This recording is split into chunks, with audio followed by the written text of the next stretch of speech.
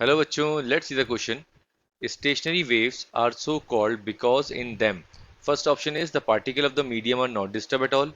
Second is the particle of the medium do not execute SHM. Third is there occur no flow of energy along the wave, and the fourth one is the interference effect cannot be absorbed. तो बच्चों यहाँ पे हम बात करें की concept की, तो आपको स्टेशनरी वेव का कंसेप्ट क्लियर होना चाहिए कि स्टेशनरी वेव कब बनती हैं और क्या होती हैं। तो यहाँ पे हम बोल सकते हैं बच्चों, what is mean by stationary wave. तो आप बोल सकते हैं स्टैंडिंग वेव और स्टेशनरी वेव। स्टेशनरी वेव को हम स्टैंडिंग वेव भी कहते हैं बच्चों, ठीक है। स्टेशन स्टैंडिंग वेव भी कहते हैं इसको, स्टेशनरी को। तो यहाँ पे मैं standing as well as stationary दोनों लिख रहा हूँ। तो स्टैंडिंग वेव और stationary wave is a wave pattern, is a wave pattern created within a medium, created within a medium, within a medium when two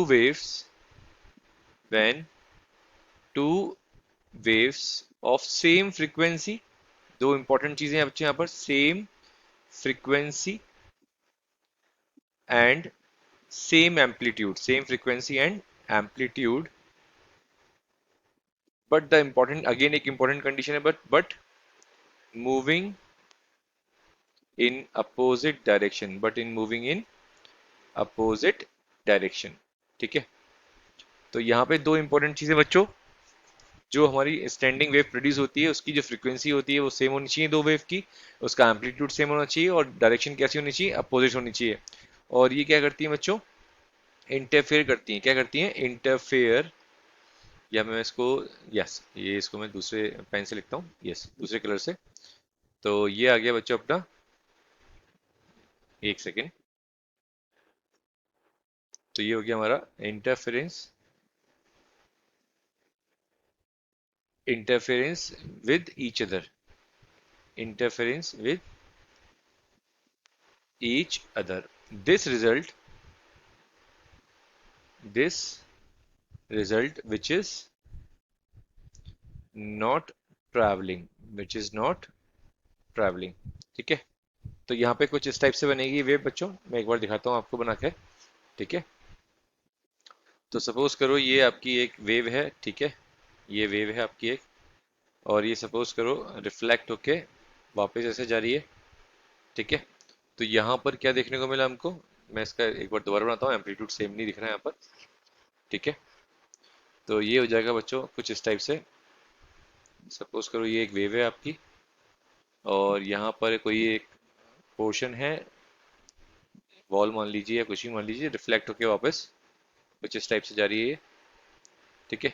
यहाँ बनता है बच्चों हमारा नोड, जहाँ पर डिस्प्लेसमेंट जीरो होता है, और यहाँ बनता है बच्चों हमारा एंटी नोड, ठीक है। ये नोड है हमारा और ये एंटी नोड है, जहाँ पे हमारा डिस्प्लेसमेंट मैक्सिमम होता है, उसको बोलते हैं एंटी नोड, ठीक है। तो इस केस में क्या हुआ बच्चों, स्टैंडिंग वेव के अंदर जो इंपॉर्टेंट चीज है, there is no flow of, there is no flow of energy and momentum. ना तो एनर्जी का फ्लो होता है और ना मोमेंटम का फ्लो होता है अक्रॉस द मीडियम। तो एक बार ऑप्शन चेक करते हैं बच्चों, क्या ऑप्शन हमारा मैच कर रहा है। तो फर्स्ट ऑप्शन है बच्चों हमारा, the particles of the medium are not disturb at all, जबकि ऐसा नहीं होता है, पार्टिकल्स जो होते हैं मीडियम के वो डिस्टर्ब होते हैं, तो ये ऑप्शन इनकरेक्ट है। The particles of the medium do not execute a system, यहाँ पे भी एसिस्टम होता है, सिंपल हार्मोनिक मोशन होता है बच्चों हमारा, ठीक है।